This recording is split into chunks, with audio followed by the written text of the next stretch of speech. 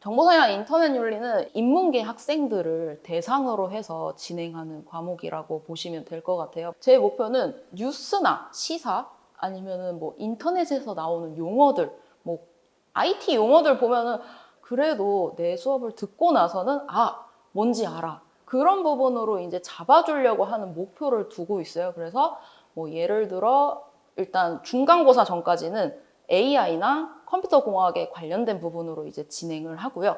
그 다음에 기말고사 전까지는 이제 사이버 보안과 관련돼서 인터넷 윤리와 맞물려 가지고 진행을 할 수 있도록 이제 유도하는 과목이라고 보시면 될 것 같습니다. 이공계 학생들이 아니고 아무래도 인문계 학생들이나 비이공계 학생들을 위해서 가르치는 수업이에요. 그 정보사회와 인터넷 윤리가 최근 그 IT 기술을 모르기 때문에 학생들한테 최근 트렌드에 대해서 좀 알려주고 그다음에 사이버 보안이 어떻게 이루어져 있는지 그런 부분을 이제 다루고 있어가지고 지금까지 이제 진행한 거는 매 학기마다 이제 중간고사 과제가 달라요. 그래서 첫 번째에서는 이제 블록체인 관련돼서 진행을 했었고 그 다음에 코로나 시절 때 이제 논 펀저블 토큰이라 그래가지고 비트코인의 이제 일종이거든요. 그래서 그 부분이 이제 상용화되기 시작했어요. 그런데 그 부분에 대해서도 아예 무지하더라고요. 그래서 그 부분에 대해서 이제 과제를 했고, 그 다음에 두 번째 과제는 이제 ESG라고 있습니다.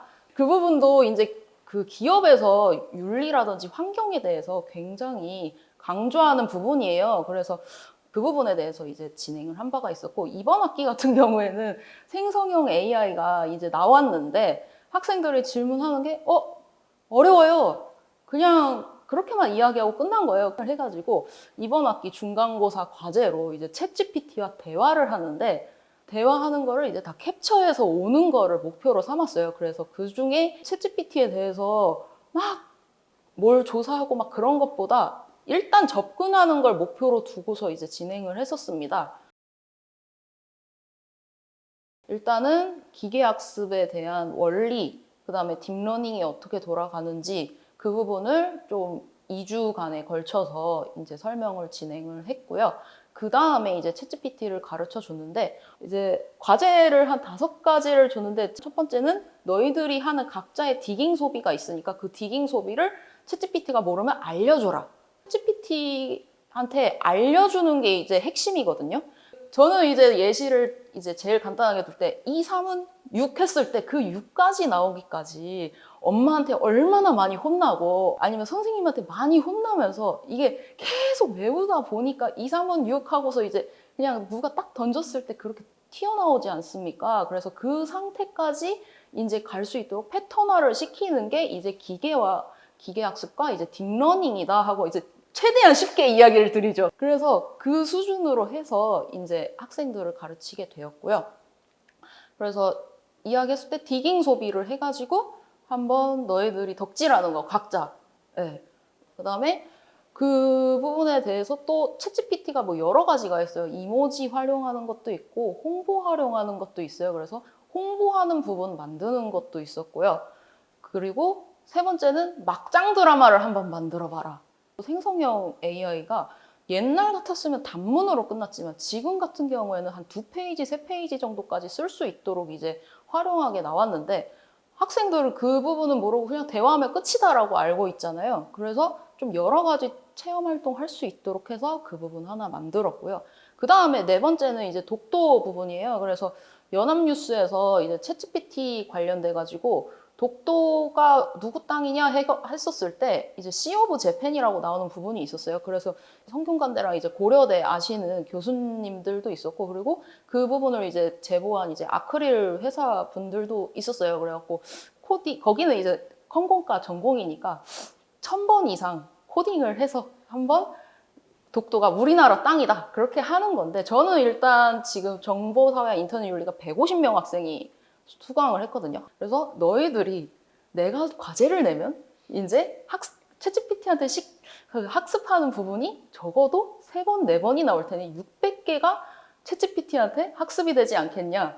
C 오브 재팬이 아니고 이스트 C다라고 가르치는 부분을 나한테 보여줘야 되는데 한국어와 이거는 영어까지 질문을 해라.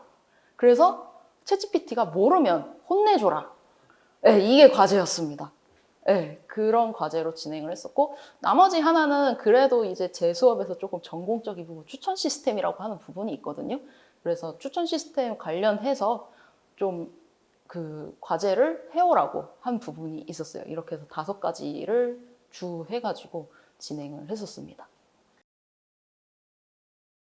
강의 특성상 학생들이 지금 코딩 수준도 다 다르고 그리고 전공이 아니다 보니까 실습을 도모할 수는 없거든요. 그런데 챗GPT는 그렇지가 않잖아요. 일단 모델은 아름답게 챗GPT가 이미 완성이 되어 있는 상태이기 때문에 너희들이 데이터를 어떻게 다루느냐 그 부분에 이제 중점을 둬가지고 과제를 진행하게 되었고, 그렇게 하니까 학생들도 AI가 어렵다라고 느껴졌는데 이게 막상 해보니까 내가 어떻게 학습하냐에 따라 달라지고 무조건 그냥 뚝딱 하고 나오는 게 아니고 이게 인간에 의해서 어떻게 학습을 몇 번을 시키고 몇 번을 어떻게 이해를 시켜야지 이제 결과물 도출이 아름답게 나오는구나. 그 부분을 이제 이해시키는 데 목표를 두었거든요.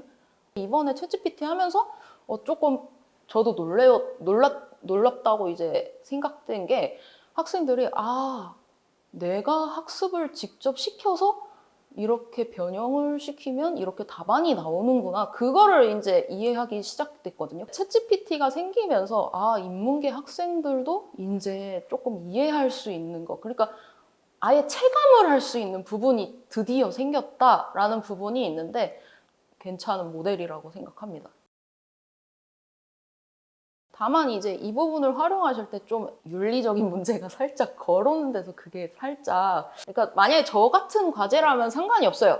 저같이 그냥 질문 던지고 그 부분을 캡처해와라 하는 형식으로 하면은 상관이 없는데, 예를 들어 그냥 레포트 과제라든지 그 부분을 어떻게 걷어낼지가 이제 추후 과제로 남아 있을 것 같아요. 그리고 좀 올바르지 않은 대답들도 많아요. 네. 그래서 어느 정도의 전공을 조금 공부를 하고 그 다음에 조금 다루면 좀 괜찮은 이제 보고서로 이제 나올 텐데, 이 부분이 조금 저는 윤리적으로 조금 1, 2학년 학생들한테는 조금 제재가 필요하지 않을까 싶어요. 지식이 조금 어느 정도 있고 나서 진행을 해야지 된다고 생각합니다. 삼성이나 뭐 LG 그런 부분에서도 제재한 이유가 내부 유출권이라든지, 제가 그 과제 냈을 때도 계속 학생들한테 강조한 거, 개인정보 절대 알려주지 말라고. 그 부분 계속 알려줬거든요. 왜냐면 이 정보가 어떻게 나올 수도, 어떻게 활용될지도 모르고 그 정보 그대로 빼앗을 수가 있기 때문에 그 부분만큼은 계속 제가 강조를 했었습니다. 그래서 그 부분이 조금 윤리적으로 위험하다라고 판단이 듭니다.